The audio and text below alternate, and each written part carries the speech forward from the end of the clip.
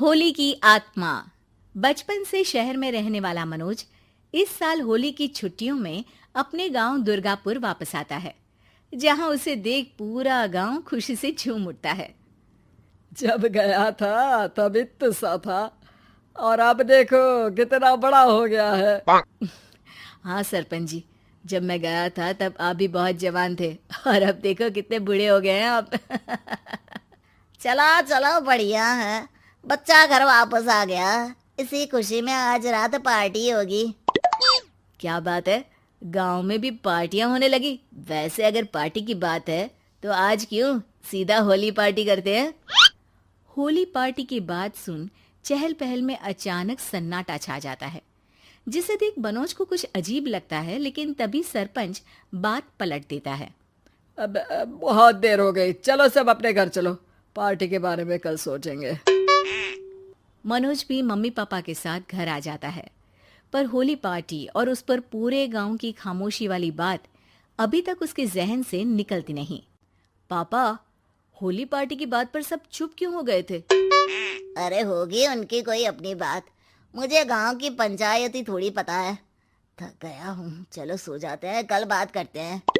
पापा की बात मानते हुए मनोज भी सोने चला जाता है। आज तो छुपा लिया, लेकिन हफ्ते बाद जब होली का दिन आएगा तब इसे कैसे रोकोगे?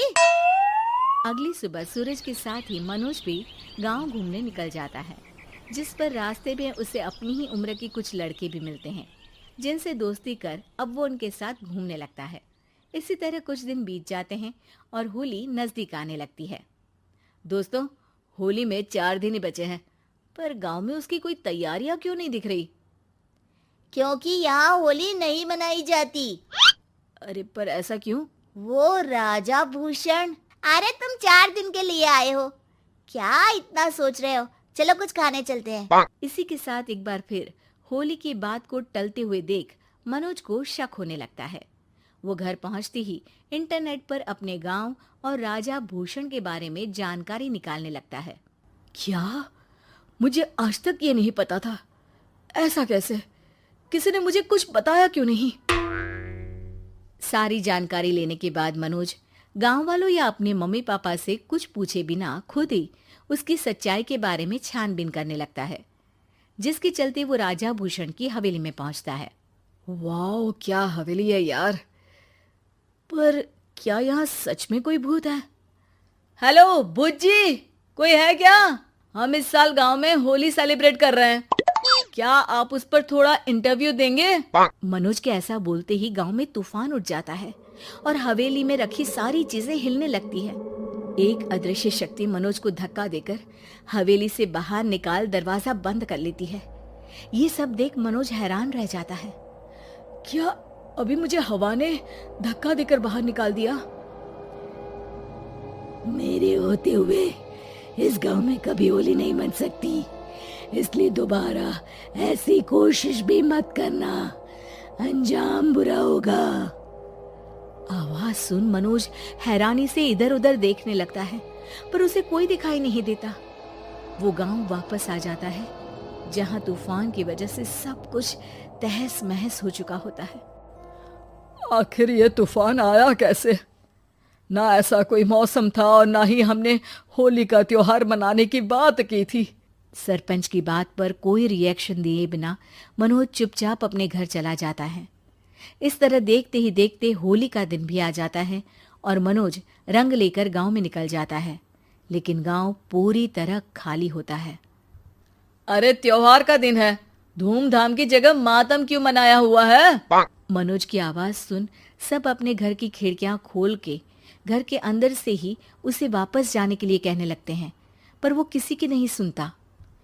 तुझे पहले भी समझाया था, अगर होली खेलने की कोशिश भी की तो अच्छा नहीं होगा। अरे बात मान लो बेटा, तुम्हें सच नहीं पता। मुझे सब पता है।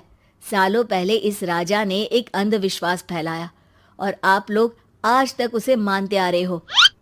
अरे बेटा, जब तुम पैदा भी नहीं हुए थे उससे भी बहुत पहले से इस गांव पर होली का श्राप है। अगर गांव में होली का त्योहार मनाया जाता है तो प्रलय आना पक्की बात होती है।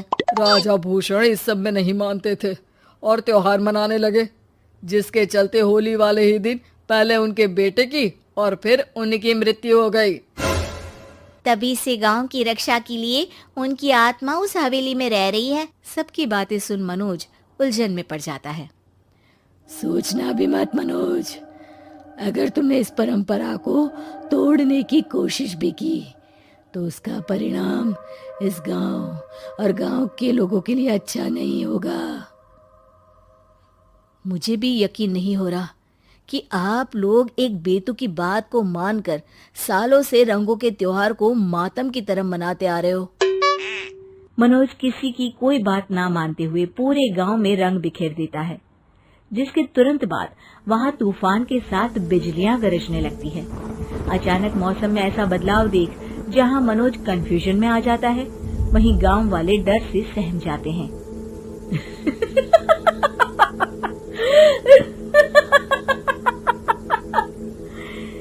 इस लड़के ने हमारे जैसे सिर्फ अपने स्वार्थ के लिए नहीं बल्कि पूरे गांव की खुशियों के लिए यहाँ होली मनाई है, जिस वजह से अब इस गांव पर होली का श्राप टूटता है। ऐसा बोलकर राजा का भूत वहां से गायब हो जाता है, जिसके बाद गांव के लोग धूमधाम से होली मनाते हैं। खुशियों के रंग गांव में बिखरे ही होते हैं कि अगली सुबह अचानक मनोज कहीं गायब हो जाता है और एक बार फिर गांव में होली का नया राज शुरू हो जाता है।